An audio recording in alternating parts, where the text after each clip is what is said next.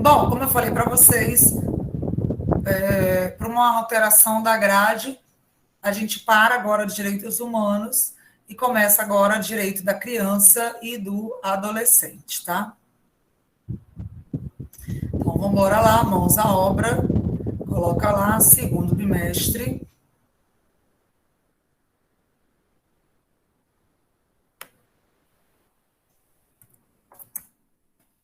Sol bem aqui atrás de mim, não tá legal. Deixa eu botar bem para cá na frente. Direitos da criança e do adolescente. Bota lá. Creio que aqui ninguém é mais adolescente, né? Todos já são. Não, nem vem, Otávio, nem vem, Otávio. Otávio, Sabia que tu ia dizer isso. Otávio tem 17 anos, né? Como é que ele tem 17 se vocês já estão no terceiro período, gente? Ele entrou com 16? Eu irei fazer 18 em junho. Na verdade, eu entrei com... Mas o que foi? É porque tu é superdotado ou foi tua mãe que te botou mais cedo no Quem colégio? dera. Ela não queria ficar contigo em casa, foi? Não te jogou mais cedo? É, provavelmente. Sacanagem, né? Sacanagem. Tipo assim, quantos anos eu posso botar? Olha, é melhor botar com 2. Com 1, não dá não? Mas por que com 1? Não, porque aí ele já vai socializando com os Já vai colegas. aprendendo, né? Saber como é a vida. Já vai aprendendo. Professora, Oi. eu acho do Marcelo normal, porque eu tenho uma colega que já estava fazendo faculdade com 15, já está terminando. Ela foi para a faculdade com 15 anos já. Não, tu tá de brincadeira. É sério, nem eu Não entendi. consigo acreditar. Como? Os pais delas eram professores, os dois. Mas e aí? Não sei, eu acho porque na minha cidade era assim, se você já tinha muito conhecimento, em vez de você fazer o pré, você mudava já para o ensino fundamental, dependendo do seu conhecimento. Mas, tipo, os pais dela ensinavam ela em casa, é isso? Eu acho que sim, professora. Então, é isso aí, não é? Eu nunca vi isso. Com 15 anos já está se formando em quê, gente? Não, ela foi para a faculdade com 15. Aí ela quer fazer medicina agora. Aí ela desistiu, tá fazendo cursinho que fala, para ver se consegue. De vestibular, né? É. E ela está com quantos anos hoje? Hã? Ela está com Oi? quantos anos hoje?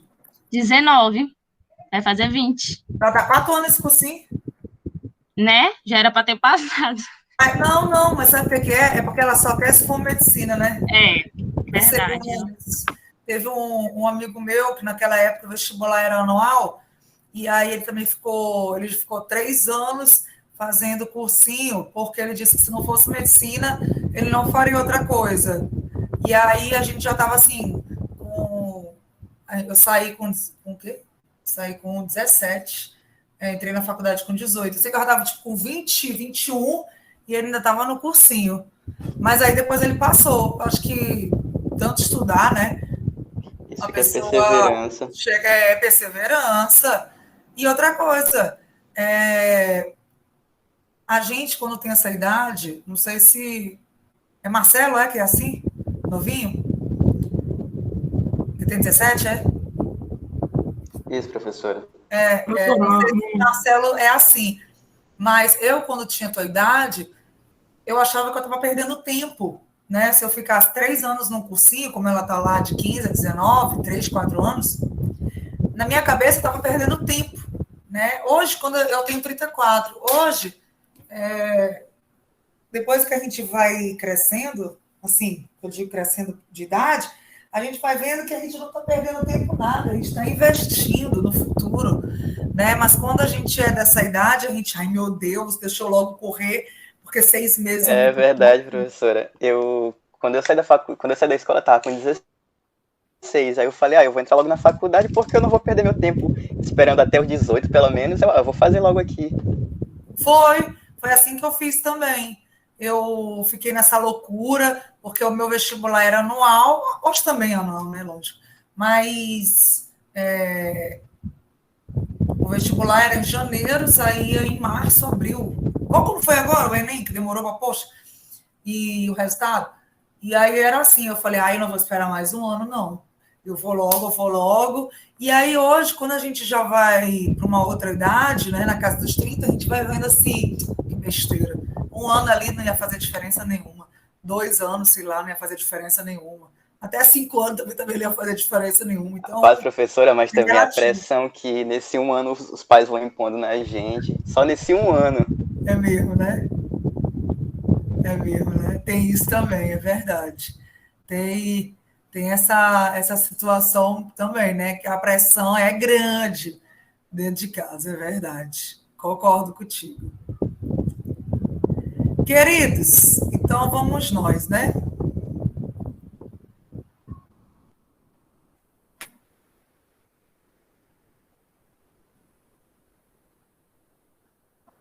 Deixa eu botar aqui os slides.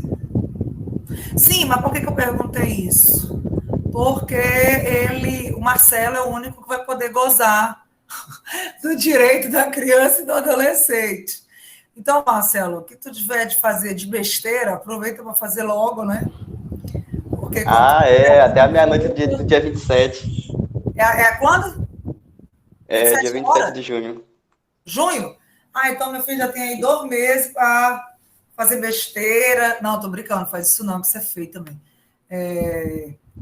Mas ainda é tratado, né, como adolescente, como ECA, como alguém que não tem ainda o desenvolvimento pleno, né? Mas é engraçado, porque o político, ele é esperto, né? Ele diz que o Marcelo, ele não tem capacidade para ir para Pedrinhas, mas o político diz que o Marcelo tem capacidade para votar no presidente do Brasil. Então, e outra coisa, e o mesmo político diz que o Marcelo também não pode se candidatar para vereador, né? Para vereador só a partir dos 18 anos. Na verdade, para qualquer cargo, não pode com 17 anos, né? Mas vereador e poderia com 18. Mas olha só como ele é. Com 17, ele deixa a pessoa votar, mas não pode se candidatar. E também não pode responder pela lei penal, né? Então, assim, é contraditório o direito político no Brasil. Fica parecendo que eles querem mesmo que os adolescentes votem, porque é uma forma de... mais um voto mais fácil, né? De você persuadir. E quando já te dou a palavra, e quando é com os idosos, eles estão querendo fazer, sabe o que agora? Abaixar o voto facultativo para 60. Está com um projeto desse. Hoje é 70. Né? Estão querendo baixar para 60. Por quê? Porque eles não querem voto de quem já é maduro, de quem já viu muita coisa, de quem vota com consciência. Né? Às vezes o adolescente ele vota pelo momento que ele está ali. Pode falar. Não, eu só queria falar mesmo que essa parte é só mais um número, eles só querem mais uma pessoa para votar neles. Não tem esse discernimento. Porque para eles é como se fosse massa de manobra. Eles acham que é mais fácil persuadir, e é verdade, né? É muito mais fácil persuadir um adolescente do que persuadir uma pessoa de 65 anos, né? Você vai falar com seus pais qualquer coisa, seus pais ficam... Meu filho, eu já vi isso, tá? Eu já vi isso aí, então não vem com essa história, não. Oi, pode professor, eu posso tirar pela minha cidade, que por ser uma cidade do interior, muitas pessoas não têm aquela experiência, sabe, de mundo, de como é as coisas. E aí, por o interior ser aquela região mais fechada, mais cabocla, eles foram facilmente influenciados, os meninos, principalmente, a votar no Bolsonaro, sabe? Você é aquele macho, tal, não sei o quê. Eu falei aqui com a Alan, tia calma, Alan, que ela tá botando aqui hashtag. Sim, aí é coincidência. Né? Qual é a tua cidade? Na Baixada, Mirinzal. Mirinzal, né? Pois é isso que acontece com o jovem, né? Bota o jovem para votar, mas o jovem não pode ser votado. Eu acho isso muito contraditório, né? Essas coisas no Brasil. Queridos, então, vamos lá. Aula nova, né? Professora. Oi. Nesse debate aí, é bom lembrar também que uma coisa em contradição no direito civil diz que cessa a incapacidade quando você tem a colação de grau de segundo grau, né? Oi? No direito civil, se Sim. você se formar com 17 anos, você tem capacidade plena. Né? Na verdade, tem as hipóteses de emancipação, né? Essas hipóteses de emancipação, que está lá no artigo 5º da Constituição, são algumas hipóteses. Quer ver? Deixa eu rever aqui. Tem um artigo 5º do Código Civil, que fala perdão, Constituição não, da parágrafo único. Capacidade. Casamento, exercício de grau público efetivo, colação de grau em ensino superior, estabelecimento civil ou comercial, né? Ou se os pais, né, emanciparem ali por escrito, né? Isso. Aí você atinge. Mas a gente sabe que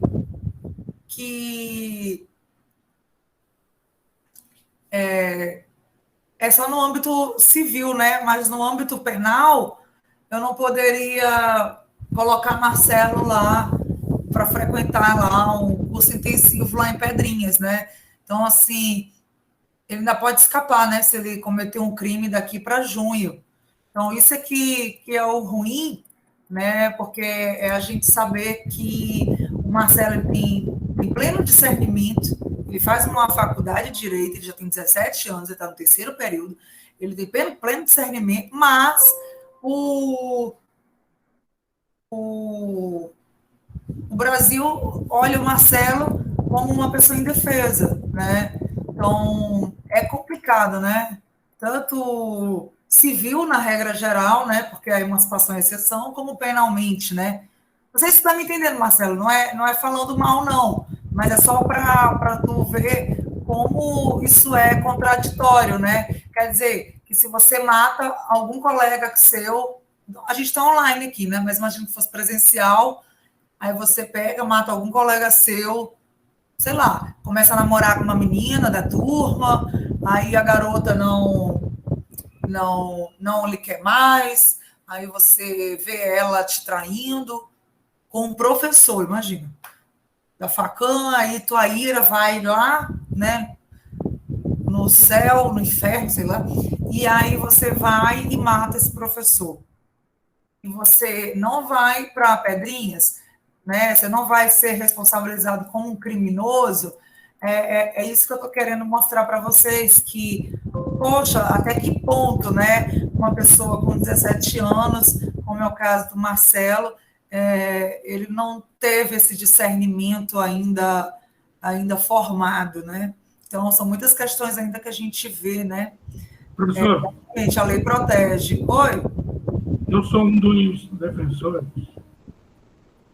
da maioridade penal a partir de 16 anos, entendeu? Dos 16, né? Que é isso que essa tese, porque... discussão, né? E também defendo a tese de acabar naquela prescrição, porque a pessoa com 21 anos ainda usa, não me lembro do artigo no Código Penal, você com 21 anos, a prescrição é bastante reduzida em relação às pessoas que têm acima de 18 anos. Acho que tem muito menores. O pessoal usa, o pessoal menor de 16 anos para cometer crimes absurdos. E a pessoa de 16 anos hoje, no nosso século XXI, já está bem inteirado, gente, nas redes sociais, já sabe de tudo. Então, a gente tem que partir para uma nova realidade. Eu sou um dos defensores, mas é um negócio aí que se levantar a bandeira é complicado. Só acho que não. Verdade. É uma discussão que até hoje a gente não avançou no Brasil, né? Fica só mesmo nos debates, mas não passa no Congresso, né, gente? Alguém queria falar mais?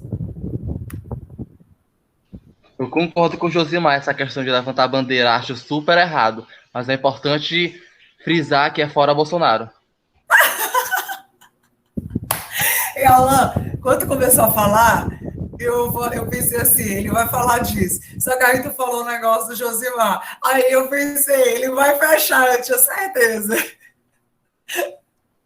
Bora lá. compartilhar aqui a minha tela.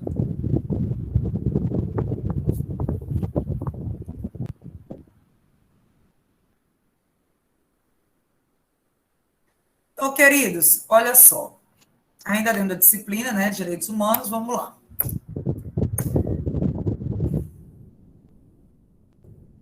Então, anotem lá, direito da criança e do adolescente. Bom, a primeira coisa que a gente tem que fazer é conceituar, definir juridicamente quem que é entendido como criança, quem que é entendido como adolescente. Porque vocês sabiam que até hoje as pessoas não sabem muito bem essa divisão?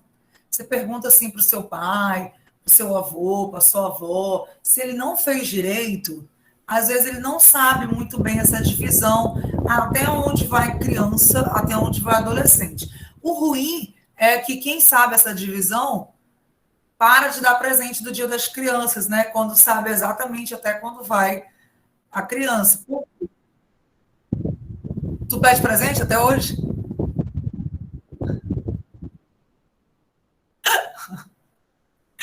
Chegou 12 de outubro, opa, e eu, né? Exatamente. Então, considera-se criança a pessoa até 12 anos incompletos. Por quê? Porque se ela já fizer ali 12 a 18, ela já é adolescente, tá? Confiram lá no ECA. Ó, o ECA é a Lei 8.069 de 1990, que é a abreviatura de Estatuto da Criança e do Adolescente. Confira se tem no Vadimeco de vocês. Olha lá para mim. Vou colocar aqui o link também. No meu tem. Tem? Ah, então tá. Tiane está dizendo que só não ganha, mas que pedir, pede. É verdade. Tá? Então é só a gente olhar aqui, ó. Artigo 2º, considera-se criança a pessoa até 12 anos de idade incompletos e adolescente aquela entre 12 e 18 anos de idade, tá bom? Então, vou até botar aqui, Estatuto da Criança, é a abreviatura, e do adolescente, que é a Lei 8.069 de 90. Vejam que a lei que protege as crianças e adolescentes, ela é muito próxima à Constituição Federal. Então, essa é uma das poucas leis que rapidamente o Congresso Nacional se articulou para proteger. Eu digo isso porque a Constituição é de 88, em 90 já sai criança e adolescente, estatuto. Somente em 2003 que sai o Estatuto do Idoso, né? E, pasme, somente em 2015 que sai o Estatuto da Pessoa com Deficiência. Né? Então, o Brasil ele é rápido para umas coisas e lento para outras. Depende do grau de interesse. Quando interessa, eles são rápidos. Não sei quem acompanhou na época o CPC, como o CPC foi a galope, foi rápido. Às vezes eu achava que não tinha nem tramitação. Era entregue de mão em mão mesmo, né? Então, eu observei que tudo depende da questão do interesse, né? Do legislador, tá? Bom, vamos começar então a observação de número 1. Nós vamos para o Código Civil. Lembrar lá quem são os absolutamente incapazes, porque aqui vai interferir com a gente, tá? Então, ele diz assim, observação número 1, são absolutamente incapazes de exercer pessoalmente os atos da vida civil os menores de 16 anos, tá? Então, é considerado pelo artigo 3º do Código Civil como absolutamente incapaz. Bom, de 16 até 18 anos incompletos, né? Que quando você já tem ali 18 mesmo, você já vira adulto, é incapaz relativamente. tá? Então, a incapacidade relativa maiores de 16 e menores de 18. Beleza, gente? Até aqui tudo bem? Artigo 4, inciso 1 do Código Civil. Vocês já viram isso lá, acho que em teoria geral do direito civil, né?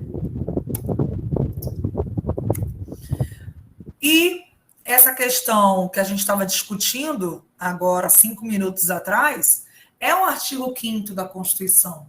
Porque é ele que vai dizer que a menoridade, né, do Marcelo, ela cessa aos 18 anos completos, né? Quando a pessoa ela fica habilitada à prática de todos os atos da vida civil, né? Então, Marcelo, para fazer as coisas lá na Facam, precisa da assinatura dos pais dele. Com certeza não foi Marcelo que assinou o contrato, né, Marcelo? Foi teus pais que assinaram, não foi? Sim, foi a mãe. Isso. Então, se Marcelo for do interior, a mãe teve que vir do interior para cá, porque ele precisa dessa assistência dos pais na hora de assinar.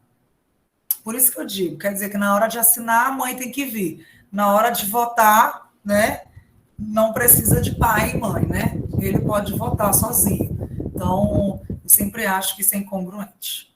Bom, próximo tópico, base legal constitucional. Vamos abrir a Constituição Federal e ver onde que ela fala de criança e adolescente. É no título 8, capítulo 7. Se você for abrir o sumário da Constituição, ela vai trazer informação lá no título 8, capítulo 7, quando ela fala da família, da criança, do adolescente, jovem e idoso, tá? No artigo 227, ela diz assim: é dever da família, da sociedade e do Estado assegurar ao adolescente e ao jovem, com absoluta prioridade, o direito à vida, à saúde, à alimentação, à educação, ao lazer, à profissionalização, à cultura, olha a responsabilidade dos pais, à dignidade, respeito, liberdade, convivência familiar e comunitária, além de colocá-los a salvo de toda forma de negligência, discriminação, exploração, violência, crueldade e opressão. Esse artigo, inclusive, ele foi modificado pela Emenda Constitucional número 65, de 2010, que ampliou esse artigo, tá? Então, percebam, gente, que de uma forma leiga, a gente lendo esse artigo, a gente lê que é dever da família, da sociedade, do Estado, como se fosse solidariamente. Não é. O Estado, na pessoa do constituinte originário, de 88, ele não coloca uma palavra na Constituição que não seja refletida e pensada. Quando ele coloca da família, da sociedade, do Estado, é subsidiariamente. Ou seja, cabe à família proteger o Marcelo. Se não é a família, a sociedade. Ele joga como obrigação social. Se não, é que Marcelo vai bater lá na porta do Estado. Então, por exemplo, você só vai para um orfanato se realmente não tiver ninguém que queira ali cuidar de você, né? Você só bate na porta do Estado na terceira possibilidade. Por isso que eu digo que o Estado, às vezes, ele é mau, né? E quando o Estado ele faz campanhas, por exemplo, de adoção, não pensem vocês, numa visão carinhosa, que o Estado ele faz essas campanhas de adoção porque a adoção é um ato de amor. Também. Mas o que ele pensa mesmo em não onerar os cofres públicos. Porque se você não adota, ele é obrigado a te bancar naquele orfanato, né? Então, o Estado ele pensa também economicamente. Então, por que ele faz muita campanha de adoção? Porque ele não quer ficar com essa responsabilidade também nas costas, né? Então, é por isso que eu coloco sempre essa crítica quanto a esse artigo 227, tá? Professora, Oi. também tem a própria questão mesmo da vacinação, que é um ato tal bom, né, do Estado em promover a campanha e dar as vacinas pelo Sistema Único de Saúde, mas ao mesmo tempo é uma oportunidade dele ter menos pessoas doentes em estado grave nos hospitais. Por que você acha que o Maranhão agora está muito preocupado com isso? Não sei se vocês sabem, mas 86 mil pessoas que tomaram a primeira dose não foram tomar a segunda. Então, o Maranhão está muito preocupado com isso. Por quê? Se a pessoa não vai tomar a segunda, ou porque ficou com medo, ou porque a vacina dá efeitos, né? Seja efeito de gripe, de moleza no corpo, de febre, e a pessoa não quer passar por isso de novo. Seja porque a pessoa é leiga, acha que pelo fato de tomar a primeira vez não precisa mais a segunda, que a segunda seria apenas um reforço, né? Ou porque a pessoa não sabe ler, e aí ela não sabe qual é o dia, fica com vergonha de perguntar, fulano, que dia que está escrito aqui? Ou então porque ela não está nem aí mesmo, e foi, né? Então, assim, são 86 mil pessoas que não tomam a segunda dose, que são do grupo de prioridade, são idosos ou profissionais de saúde, e que isso pode custar para o Estado lá na frente, como nosso amigo bem levantou, o quê? Impactos econômicos, né? Então, você gasta vacina para 86 mil pessoas, que é o que saiu na Mirante, aqui no Maranhão, das pessoas faltosas, e elas não vão, sabe? Então, assim, com tanta gente querendo tomar vacina, aí essa galera vai e não vai para a segunda dose. Então, é uma questão, assim, que impacta economicamente, porque essas pessoas podem ter infecção por não estarem protegidas na sua integralidade, né? Então, é muito complicado. O Estado também, quando ele faz propagandas de adoção de animais, sabe por quê que faz a maioria? Porque o próprio Estado, ele erra quando ele não tem hospital público para animais. E aí você fica dependendo de quê? Da UEMA, né? Dos alunos da UEMA, de veterinária. Detalhe, parece que é pago, né? É pouco, mas é pago. E às vezes o que é pouco para um não é pouco para outro. Ou você vai numa clínica veterinária, você sabe que é caríssimo uma clínica veterinária, né? Então, assim, adote, por quê? Porque o Estado, ele erra duas vezes. Ele erra quando ele não tem hospital público para fazer castração, para fazer vermifugação e vacina da raiva, que é pelo menos as 3 esferas que ele devia atuar, e ele erra quando ele não tem canil público, né? Então, quando você vê um animal com calazar no meio da rua, você não tem uma espécie de carrocinha, né? Mas não no sentido pejorativo, mas você não tem um lugar para você ligar para recolher aquele animal e aquele animal ser tratado ali com remédios, ser colocado num canil público, né? Então, assim, é muito complicado. Então, por você não ter, você faz essas campanhas de adoção, porque para o Estado é muito mais fácil do que ele fazer um hospital público veterinário, como tem em várias outras cidades, né? Então, assim, não é pelo fato que a gente não tem aqui em São Luís que não existe, por exemplo, em outras cidades, né? Então, assim, só para mostrar para vocês um hospital público veterinário que eu acho muito massa é o do Recife, né? É verdade, Henrique, nosso estado, às vezes, assim, por a gente não ter, a gente acha até que não existe, né? Muita coisa que a gente, por não ter, às vezes a gente acha que não existe e tem errado muito tempo, né? Então, eu estou botando aqui no Google, só para vocês verem, ó. Esse hospital aqui, ó, veterinário do Recife, né? Então, existem muitos lugares que tem hospital público, né? Olha o hospital, que lindo que é do Recife, público. Em castração gratuita. Ó, mês de maio foi oferecida 50 vagas por dia para castração, chamado de HVR, Hospital Veterinário de Recife, né? Então, assim, eles botam aqui, ó, fiquem ligados para consultar, para castrar. Então, eles atuam principalmente em cachorros e gatos, que é o que mais a gente vê, né? E só de 2013 para cá já foram feitas 23 mil castrações entre caninos e felinos, né? Então, eles dão dicas de pré-operatório, de tudo. Então, assim, falta muita coisa aqui no Maranhão, né? Então, eles têm uma secretaria, ó, Secretaria Executiva dos Direitos dos Animais, né? Coisa que aqui em São Luís também a gente não tem. Então, essas questões, quando a gente vê muita política falando de adoção, não acho que é só amor aí, não. Vem também questões de impacto econômico. Pode falar, Josimar. E, professora, com relação à vacinação,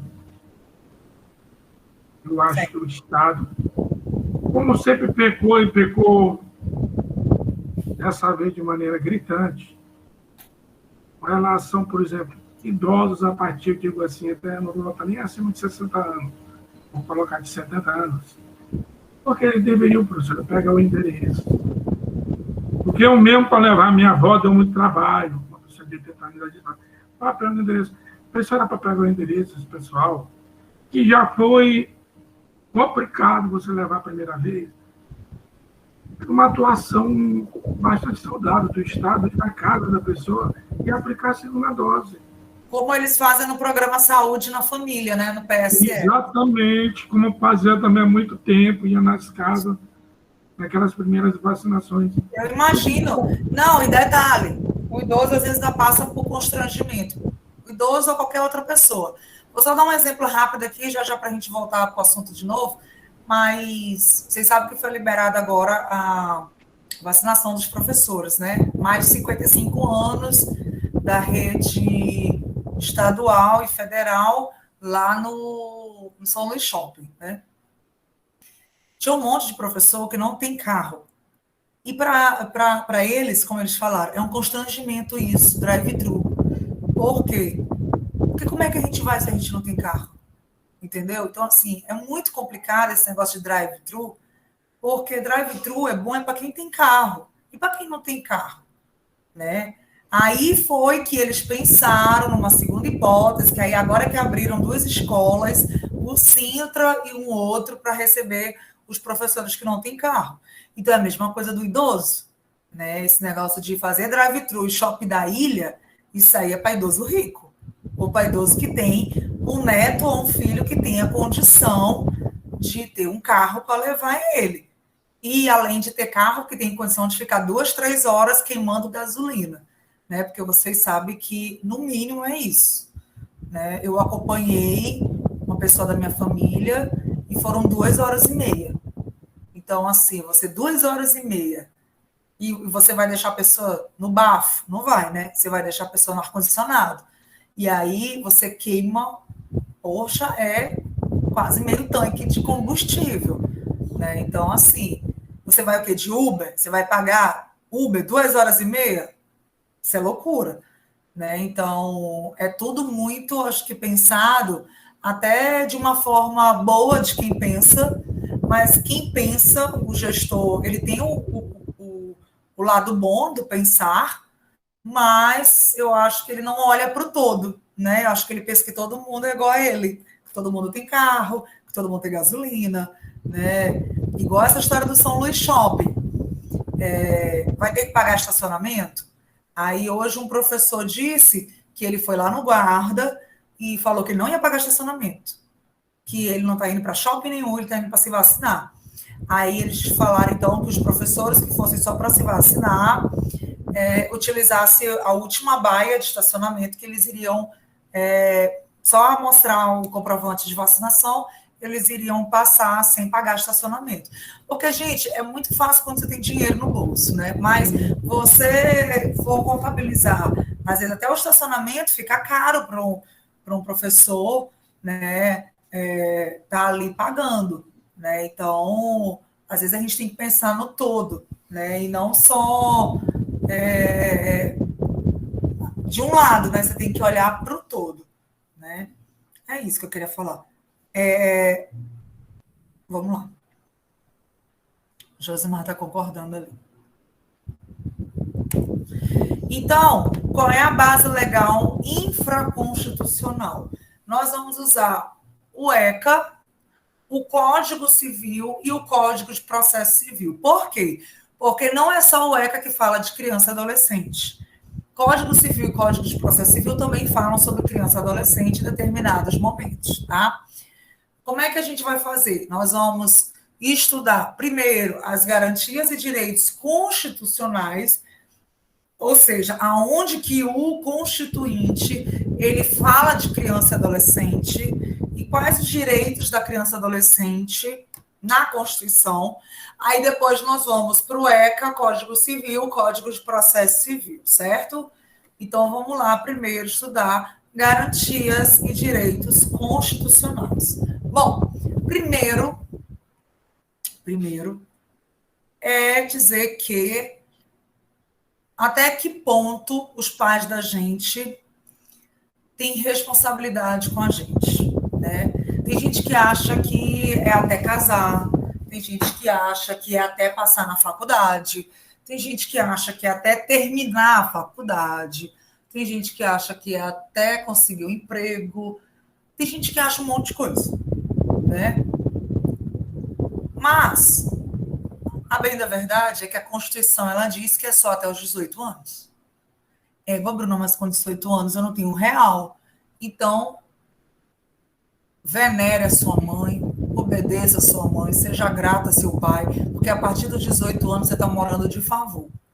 Eu só fui descobrir isso quando eu fiz uns 32, 33 anos. Até hoje eu moro, né, na casa dos meus pais. E eu só descobri isso uns 2, 3 anos para cá, quando alguém me disse assim, você mora com seus pais? Aí eu olhei assim, eu disse, ué, pensei que morava na minha casa. Eu não sabia que eu não tinha mais casa. Eu pensei que a casa dos meus pais era a minha casa. E aí eu comecei a perceber que, para a sociedade, já estava na hora de eu ter o meu apartamento, a minha casa, né?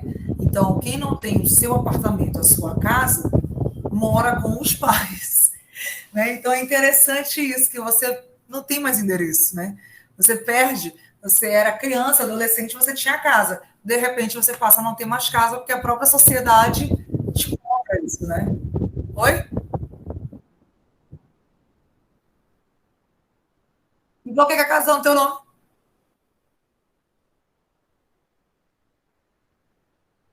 Ah, é porque tu comprou.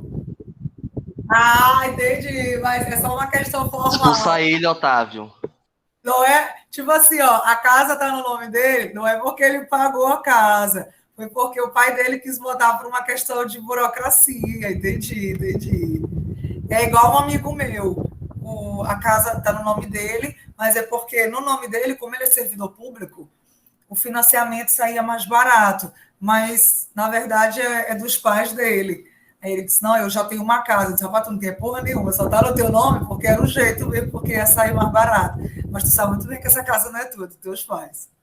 Então, é desse jeito, né? Então, gente, além da verdade, que o artigo 229, ó, como é que ele diz lá, de forma completa. Abre lá o artigo 229 da Constituição.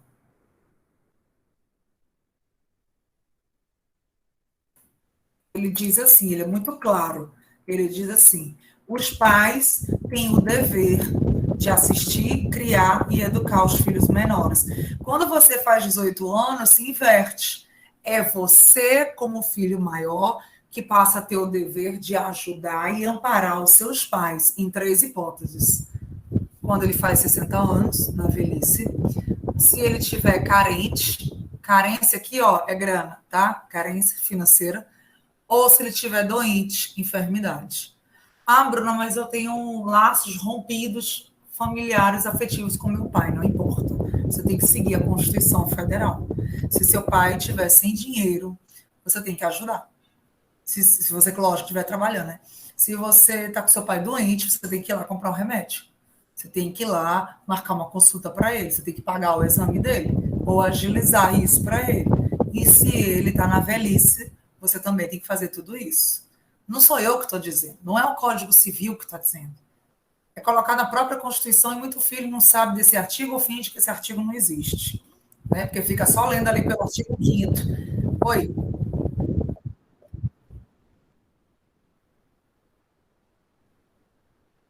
Pois é, que até o TDE, né, que vocês fizeram, não foi? De responsabilidade afetiva. Aí o filho, sim, pode entrar com uma indenização pedindo esse afeto para o pai. Mas isso não exime você, enquanto filho, de cuidar do seu pai, a não ser que ele te diga, eu não quero que você faça nada por mim. Aí tudo bem, né? Mas se não, mesmo você sabendo, né, que seu pai não foi um bom pai para você, mesmo assim você tem que cumprir o seu dever que está lá na Constituição e fazer o seu dever de filho, né? Porque é aquela história. Você está fazendo o seu papel, você está fazendo a sua parte, né? Então, assim, eu vejo muitos filhos se esquecendo desse artigo 229, né? Eu vejo muitos filhos luxando com carro importado, andando de Corolla, né? Com iPhone 12 de 10 mil reais, com iPhone 12 está custando, aquele que tem 3 câmeras, né? Morando com os pais, luxando, e a mãe com Covid, e o cara é incapaz de pagar uma tomografia com a mãe no particular, né? E o cara é incapaz de comprar o antibiótico da mãe, né? Então, assim, porque ela recebe a pensão, mas será a pensão ou a aposentadoria? Tu acha mesmo que essa pensão, essa aposentadoria é tão gorda assim? Com certeza não. A não ser que ela fosse uma servidora pública, né, e que tivesse uma renda boa, né? Mas a gente fica vendo muitos filhos luxando e os pais precisando, né? O filho está morando com os pais, está vendo e não está contribuindo com nada, não paga um bujão de gás, não paga uma luz, né? Minha mãe é que diz, olha, você não paga aluguel aqui. Então, o que eu faço? Eu contribuo com as contas da casa, né? Porque também era muita cara de pau minha, né? Ficar gastando internet, gastando luz, né? Usando das coisas, né? E não tá nem o quê? Contribuindo com a casa. Então, como minha mãe falou, se você não paga aluguel, né? Contribua com as coisas aqui da casa. E é verdade, né? Não custa nada a gente ir no supermercado, comprar uma carne, né? Os pais da gente ficam tão felizes quando a gente faz isso, né? De ir no supermercado, comprar um pão, comprar um requeijão. Parece até assim que a gente está fazendo algo sobrenatural, e na verdade é a nossa obrigação lá enquanto filho. Beleza?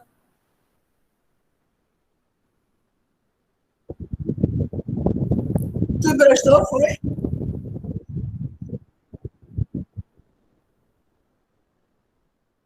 Oh, que fofinho! Mas é legal esse sentimento, né? De. Quando eu era criança, eu não sustentava nem a pipoca com refri, eu dava e ajudava os pais. Tá vendo? Nossa, ajudava. Olha, esse mês eu comprei o gás aqui de casa. Aí que eu fui ver, gente, que não dá para mim morar sozinha, não. Cara, não dá. Não dá, não dá, não dá. E olha que eu trabalho em 3 faculdades, né? Na Facam, no SESC e na UFMA. Senhor, quando o cara me disse que o gás era R$ 90, chegou. É mesmo, é? 90. Caraca, velho, R$ 90. Eu digo, senhor, eu vou ficar pianinha aqui em casa mesmo. Quando a mamãe gritar comigo, não vou falar nadinha, né? Que, rapaz, um gás, R$ 90. É doido. Agora, quando a mamãe falar as coisas aqui, eu vou dizer, mãe, a senhora tá certa. Não, não, não, eu sou errada mesmo, a senhora tá certinha. É doido, R$ 90. Tá doido. Não é, Josimar? Rapaz, tu é doido. Hoje em dia, a gente não é mais como era na época dos nossos pais, que era só se juntar, botar o amorzinho no meio e fazer a cabana, não. Não tem amor de cabana mais. uma matéria falando que era a geração canguru, que eram os filhos que não saíam mais da casa dos pais e tal. Aí aluguel caro, gás caro, energia tá na bandeira vermelha, alto pra caramba. Nossa. Eu pertenço à geração canguru e eu acho que só sai quando eu casar mesmo, porque. E se casar, né? Porque tu é doido, gente. É muito caro. Tá louco, velho. R$ 90 um gás. Tá doido. Beleza? Vamos fazer um intervalinho aqui só para tomar um cafezinho, daqui a pouco a gente volta, tá? 4 horas a gente volta. Então vamos lá, voltando, tá todo mundo aí já? Vamos lá, deixa eu compartilhar aqui a tela, que tinha saído.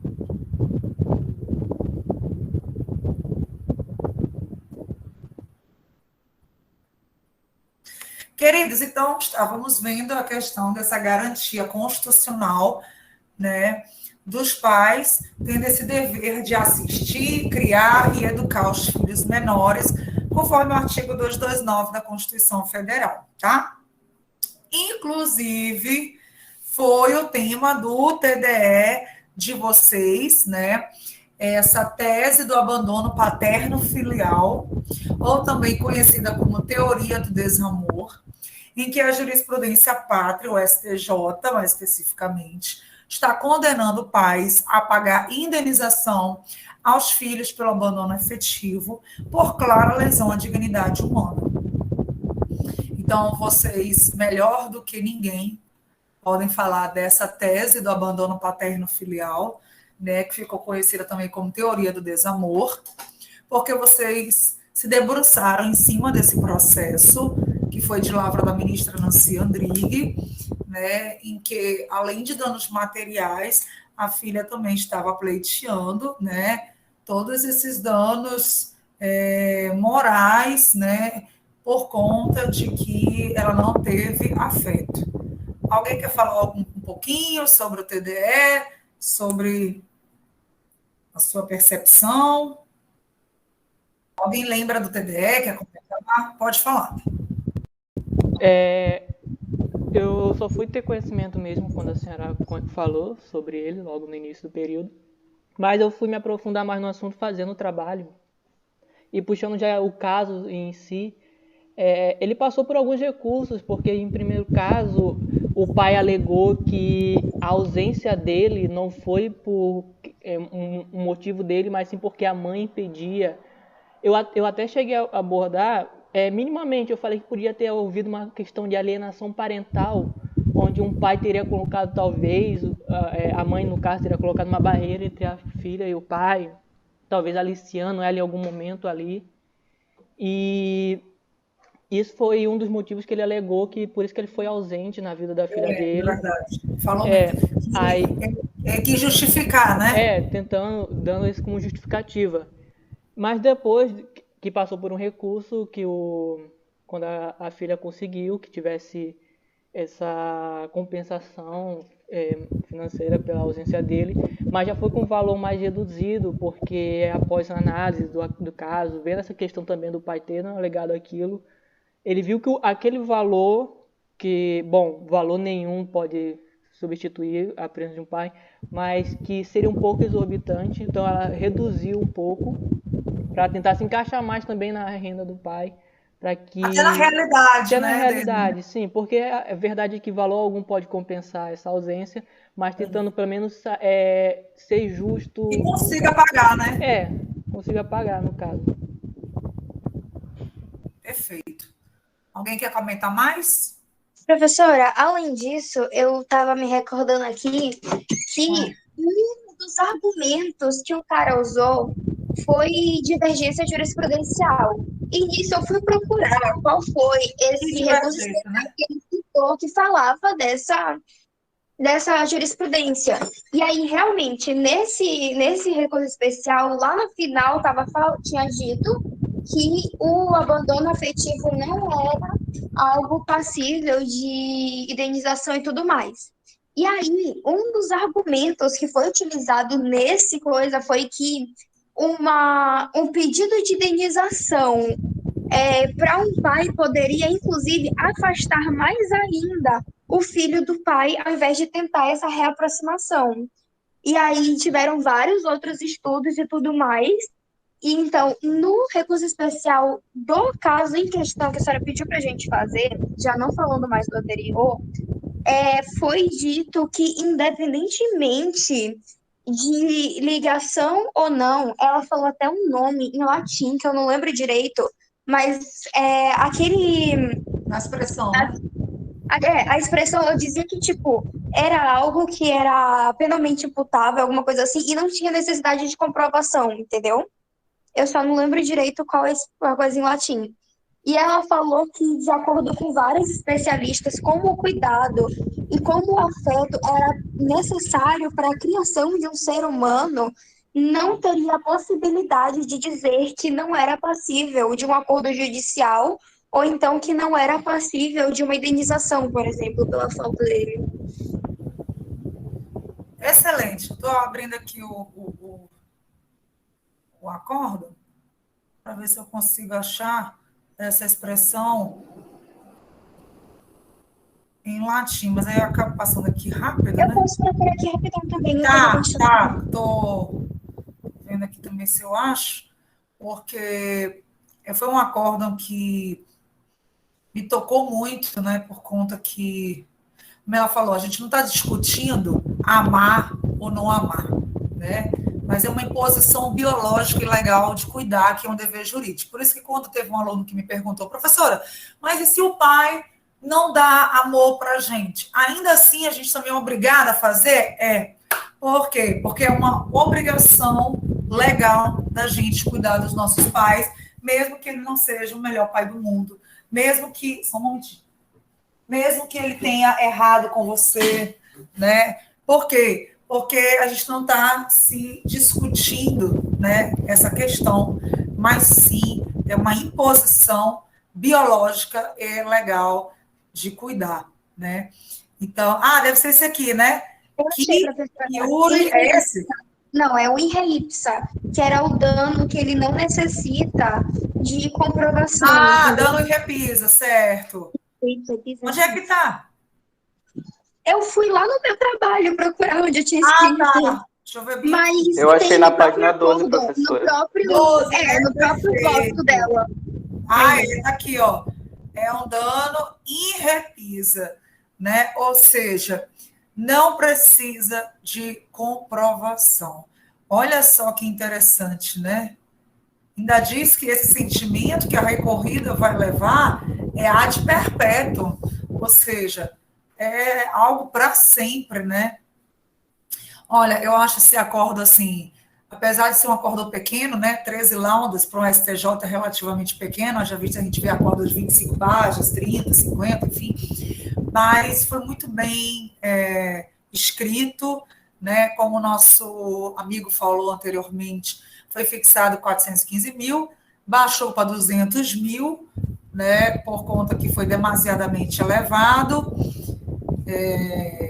como ele bem explicou. Então, eu fico muito feliz que vocês tenham conseguido, né, perceber a magnitude do que a gente está tratando aqui, né? A importância do que a gente está tratando aqui e o que a doutrina está chamando, esse acórdão, de que formou-se uma teoria chamada teoria do desamor, ou também, quando vocês ouvirem falar em teoria do desamor, é esse acordo. Teoria do abandono paterno filial, né? É esse acordo. Filial vem de filiação, né, gente? A nossa carteira de identidade tem lá filiação, fulana de tal e fulano de tal, tá? Ótimo. Próximo. Aí eu peguei um trecho da Nancy Andrighi, que ela fala: amar é faculdade, cuidar é dever. Ou seja, você pode não amar o seu filho, você pode não amar a sua filha. E aí, sem querer entrar naquela história, mas já entrando, porque a gente acaba tendo que falar, né? Que a gente vive num mundo em que as coisas precisam ser refletidas. Mesmo que aquela mãe do Henri, ela não amasse o filho dela, ela tinha o dever de cuidar daquele garoto. Por isso que aquele crime chocou tanto.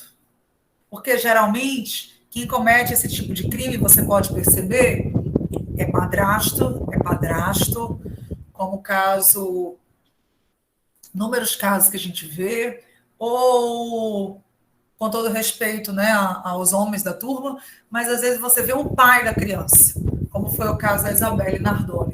Mas a mãe, sendo omissa, por todo um instinto maternal, de anos e anos, desde que a gente existe nesse planeta, a gente sabe que a mãe é a grande leoa, né? Que o pai, ele pode até não ser um bom pai, mas é muito difícil você ver uma mãe com características daquela cidadã. Então, por isso que esse caso choca tanto o país, por isso que esse caso deu a repercussão que deu, porque ela poderia até não amar aquele filho, mas jamais ela poderia deixar de cuidar. E o que arrepiou naquele caso também foi o pós, né? O pós-velório. 2 dias depois ela já estava fazendo pé e mão, fazendo cabelo, procurando na internet sobre culinária, sobre cursos de culinária, cursos de não sei o quê, esses cursos que é para acho que para aprender esses afazeres, né, de gastronomia, essas coisas, né? Oi? Esses cursos que a gente faz, eu acho que era cursos de culinária, de jardinagem, alguma coisa assim. Esses cursos que a gente faz, mas que não é curso técnico, não é curso superior, são cursos assim, como é que chama? Não é de extensão, mas como você falou, workshop, né? Como que fala, gente? Deixa eu ver aqui, com a ajuda dos universitários, me ajudar. Alguém falou alguma coisa aqui? Nós estamos difícil. Enfim, já te dou a palavra, Josmar. Oh, meu Deus, esqueci. Curso de hobby. Eu quero aprender, eu gosto de cozinhar, vou aprender a cozinhar, eu gosto de jardinagem, vou aprender jardinagem. Curso que a gente faz por prazer, por hobby, né? Então, assim, foi um caso que chocou muito o Brasil. O último caso que chocou o Brasil acho que foi da Isabelle Nardoni, da Suzane Richthofen, né? Assim, casos grandes, né? Da Daniela Pérez, e esse caso está chocando muito o Brasil, por conta que foi a própria mãe. Teve o Bernardo também. Hã? O Bernardo também. O Bernardo, né? Então, são casos que chocam, né? Pode falar, Josimar. Professora, só voltando ao assunto da existência do dano moral nas relações familiares, Sim. eu achei bastante oportuno e, apesar de foi bem resumido, entre 3 laudas, em relação à perda do poder familiar, né? Sim. E ela se estendeu bastante. E as punições que se só o Código Civil e toda a matéria da Constituição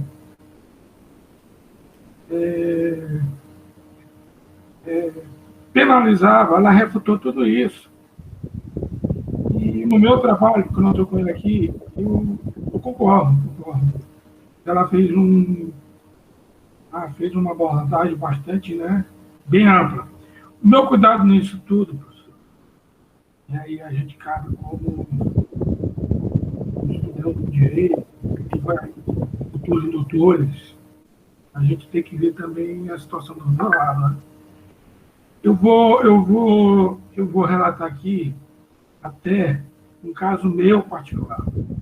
Pode falar. Com relação à alienação parental. Eu tenho uma filha hoje e eu pago pressão, né? Porque eu sou economista, né? Trabalho, estou fazendo direito, terminando os direitos. Sim. Mas, por exemplo, a minha ex, ela já procurei o judiciário, aí que a gente tem que ter cuidado aí. Está bem caracterizada a alienação parental. O parte da mãe. Com minha filha, entendeu? Por parte da mãe, né? Fazenda ou por parte da avó? A Né? mãe. A mãe, entendi. Eu vou a filha, eu pago pensão, mas, por exemplo, eu não tenho contato, eu não... Que O chato. telefone ela não deixa, quer dizer, o que ela vem passando para minha filha, para a filha, que aí Ela tem quantos anos, Josimar? 9 anos, mas uma criança de 9 anos já estou mais ou menos com 1 ano sem ter contato com minha filha. Já Tu já procurei pensou em entrar na justiça? já eu tenho advogado constituído. A justiça, é isso que eu estou dizendo. O acordo da relatora da Nancy, no caso, ela Sim. pegou o Código Civil, o artigo 99, foi bastante prudente diante da situação. Agora, o Estado Democrático de Direito e a gente, como operador de direito, e principalmente o juiz, ele tem que analisar cada caso profundamente. Cada caso é um caso, não dá para fazer igual receita de bolo, é verdade. Exatamente, porque existe caso também, professor, por exemplo, no meu caso, e é uma tese de alienação parental que está bastante hoje. É um tema que está bastante atual, não é isso? Verdade. E a pessoa, principalmente quando a mãe vai para outro lugar, entendeu? Josimar, sem querer ser também assim, muito invasiva, mas a sentença ela foi favorável a você ou ainda não teve sentença?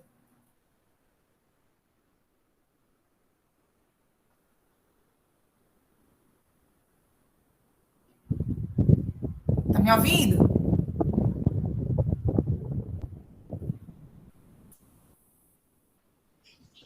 Professor, eu acho que ele se sentiu invasivo, porque ele ficou no silêncio. Não. Desculpa. Eu não fiquei, não, porque a sentença, ele me deu os final de semana e nos feriados, a sentença está desfavorável a ela porque ela fez. Mas aí eu estou dizendo, um homem... Se eu não me engano sobre isso, no próprio acordão que a senhora passou para a gente analisar, nos capítulozinhos finais, ela falava a respeito dos casos por causa dos excludentes de ilicitude. E que o alienamento parental era justamente um excludente de ilicitude no caso. Entendi. Tá vendo, gente, como é bom a gente compartilhar as questões aqui na turma, porque uma pessoa vai falando, outra vai falando, e a gente vai vendo, né, que a questão é muito maior, né? Por quê? Porque o tema é bastante profundo. Teoria é uma coisa, né, mas na prática, quando a gente está sentindo na pele, é outra, né? Como o Josimar bem está explicando ali o testemunho dele, né? Do outro lado da história, né? Pode falar. Não, eu até falei, eu concluí que outra coisa, sobre o tema, os juízes eles têm que ter eles têm que ter um comportamento, assim, eu digo, o juiz não pode, cada um querer julgar de uma maneira num assunto tão importante. Por exemplo, esse juiz está nesse coisa, ele me deu a guarda compartilhada, mas só porque eu coloco para ele não procura entrar em contato, receber, ele só diz e está esperando, não sei o quê. Ele fica evasivo sobre o assunto, quando é um assunto tão sério, porque, não, é 1 ano que eu estou quase sem contato com minha filha. Falei para ele que o celular dela está bloqueado, que eu não tenho contato, entendeu?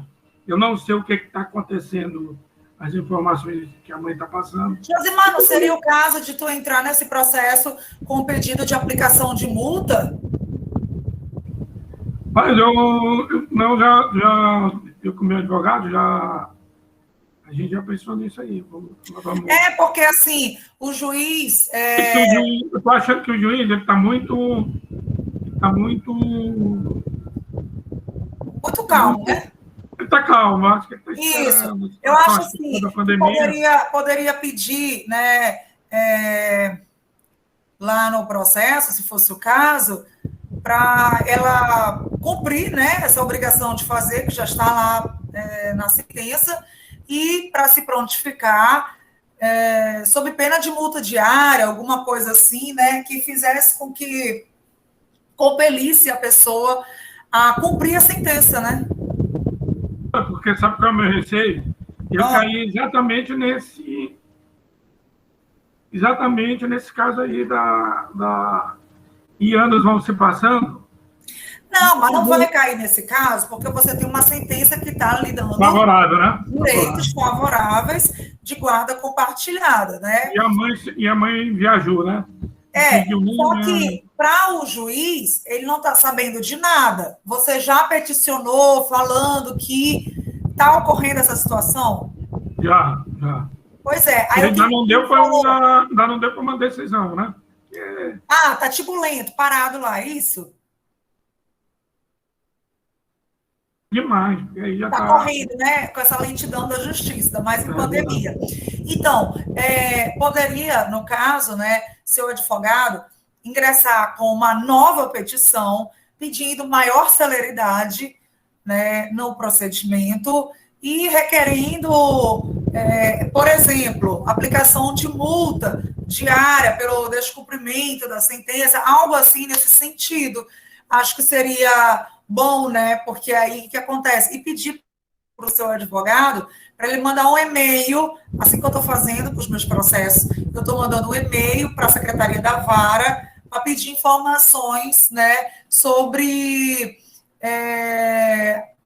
a lentidão de determinado processo, número tal, para me dar uma justificativa do que está acontecendo. Geralmente, eles têm me respondido com 3, 4 dias, né, sobre esse processo, porque em tempos de pandemia, está suspensa até dia 30, a gente lá presencialmente, então a gente está usando e-mail, telefone, então tenta fazer isso também. Tá bom?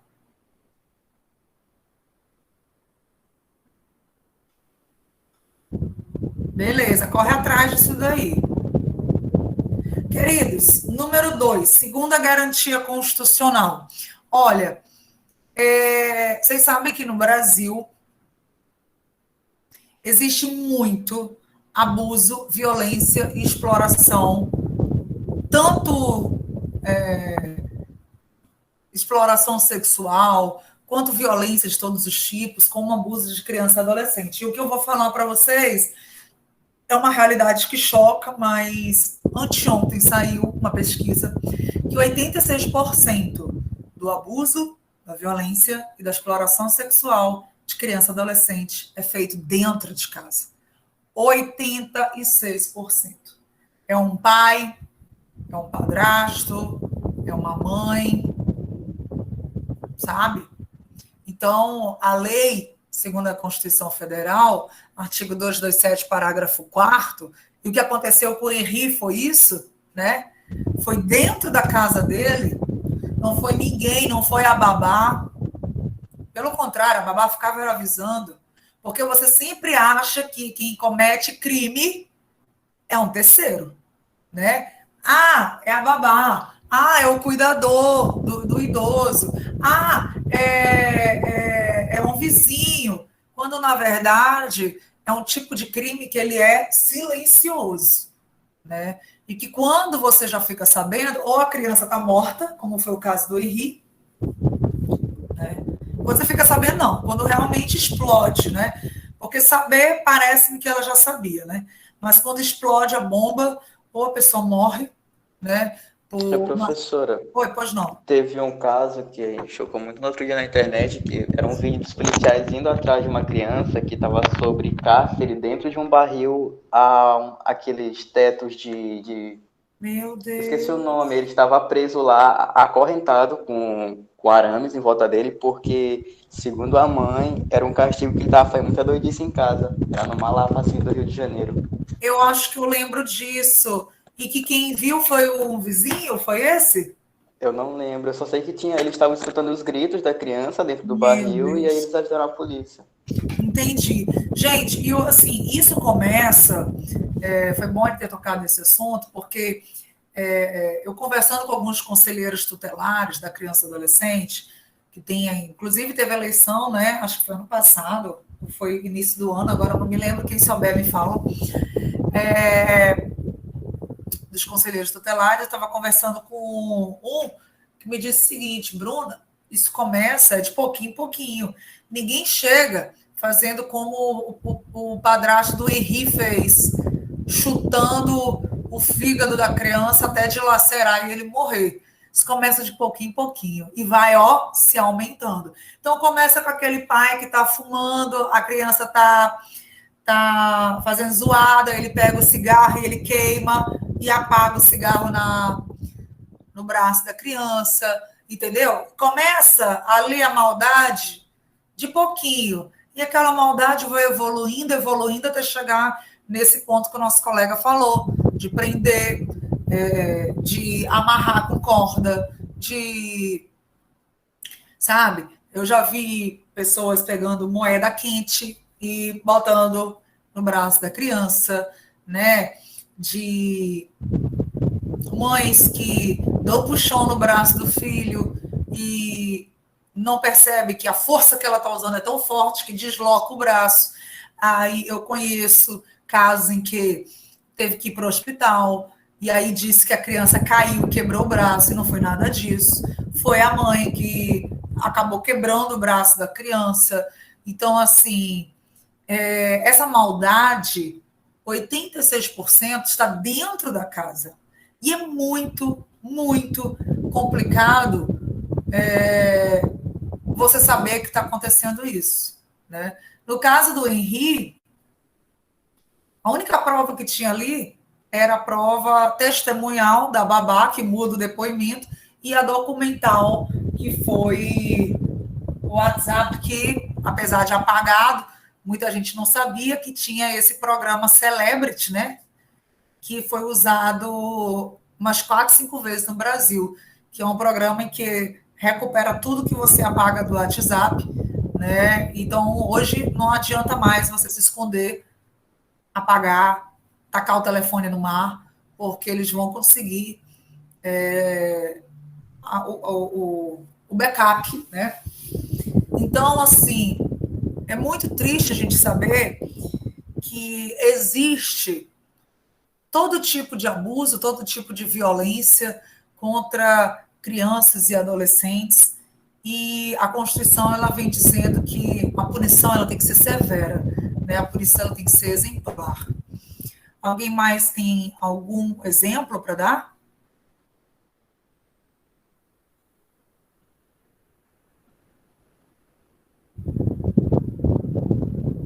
Só para fechar, o exemplo da Isabelle Nardoni. Que sofrimento aquela criança passou, né? Sendo jogada pelo próprio pai de uma altura daquela, no seco, né? Para morrer mesmo, batendo no chão e falecendo.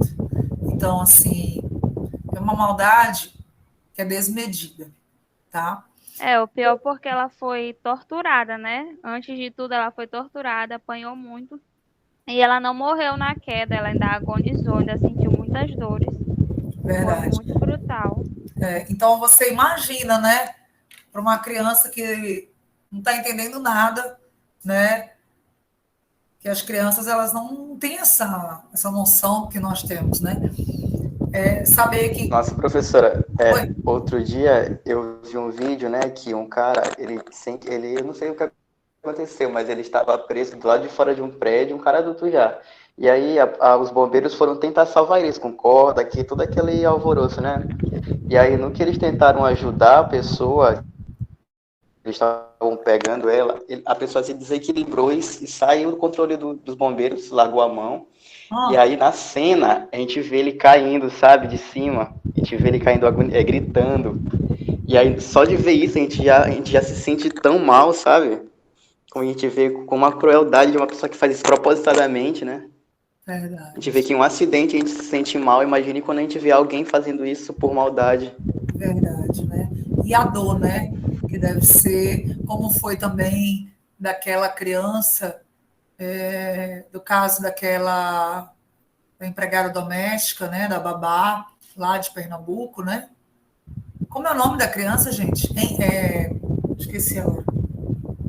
Que a mulher do prefeito, né, de propósito, botou lá um menino no elevador, tocou lá qualquer andar, e se acontecesse alguma coisa com o menino, ela não estava nem aí, e o menino, querendo achar cadê a mãe, sobe no parapeito e se joga do prédio, né? E morre. Imagina a cena daquela mãe olhando o seu filho estatelado no chão, todo arrebentado, quebrado, sangrando. Como é que era o nome, gente? Bernardo, era? Era o Bernardo. Miguel? Bernardo, exatamente. Eu acho que eram os dois nomes. Miguel, era Miguel. Miguel. Bernardo foi outro caso, né? Bernardo foi o da insulina, se eu não me engano. Como foi isso do Bernardo, gente? Eu acho que eu me esqueci, eu estava trocando com esse outro. O do que o padrasto foi a madrasta, eles aplicaram insulina nele, uma dose e disseram, só sei que, se eu não me engano, eles ainda ocultaram procurando ele por um bom tempo. Aí quando a polícia abriu a dosagem, foram descobrindo tudo aos poucos. Esse eu não estava sabendo, foi aonde? Se eu não me engano, foi no Rio Grande do Sul? Isso. Eu vou procurar essa reportagem, que eu não estava sabendo. Henrique está falando, e a dor que o Henry não deve ter sentido, com 23 lesões. Meu Deus, verdade, Henrique, verdade. Professora, o que mais me surpreende em todos esses casos onde os são separados e cada um tem um relacionamento, e o filho sofre esse acidente fatal, né? É que o filho, ele basicamente está inferior ao relacionamento que esse pai tem. E eu acho que, na minha percepção, esse pai ou essa mãe não deveria ser considerado um pai ou uma mãe, porque um filho, ele nunca deveria estar em posição inferior, independentemente do relacionamento que ele esteja. Porque o que eu vejo é que o padrasto ou a madrasta tem muita influência sobre os pais da criança, que faz com que o pai da criança realize tal ato sobre o próprio filho. E isso me faz ver que esse relacionamento é acima do próprio filho. E isso é um dos fatores que me chocam mais. Porque é um fator abominável, né, Safira? Saber que a pessoa prefere uma pessoa estranha, né, que conheceu, do que o seu próprio filho, né? Exatamente. E é um estranho, né? Não é da sua família, né? Você se relaciona com uma pessoa, ela é um estranho. Depois que ela passa a ser da sua família, quando você casa com ela, mas é um estranho, né? Então é muito, como a Safira falou, é revoltante, né? Você ter essa noção. Verdade. Queridos, vamos ficar no item 3, tá? Que é o caso do Marcelo, né? Não esqueci do Marcelo, porque o artigo 228 da Constituição Federal diz que Marcelo, além, né, de civilmente, penalmente também, Marcelo, ele é considerado inimputável, né? Então, Marcelo não está sujeito ao Código Penal, Marcelo está sujeito às normas da legislação especial. Que legislação é essa? O Estatuto da Criança e do Adolescente, tá? Então, Marcelo, sua maioridade está chegando. Quando for em junho, se a gente ainda estiver aqui, a gente vai fazer aí uma comemoração, né, que seja online, para dizer, Marcelo não é mais do ECA, Marcelo agora é Código Penal. É uma virada de folha, né, professor? Se Marcelo me chamar de feia, eu já vou entrar com o processo contra ele, de calúnia, difamação, de não sei o quê. Gente, está brincando? Sacanagem, né? Só porque o Marcelo fez 18 anos, vamos logo botar Marcelo na justiça, vamos. Eu estou gostando de Marcelo ser menor. Por nada. Por nada, vamos botar uma injúria, uma calúnia, uma difamação. Olha, gente, é brincadeira. Vai que a gente apoia, né, Alain? Queridos, então a gente volta com mais direitos da criança e adolescente. A aula foi muito produtiva hoje com a participação de vocês. Beijo, daqui a pouco eu boto o slide lá. Até quinta-feira. Tchau. Boa tarde a todos.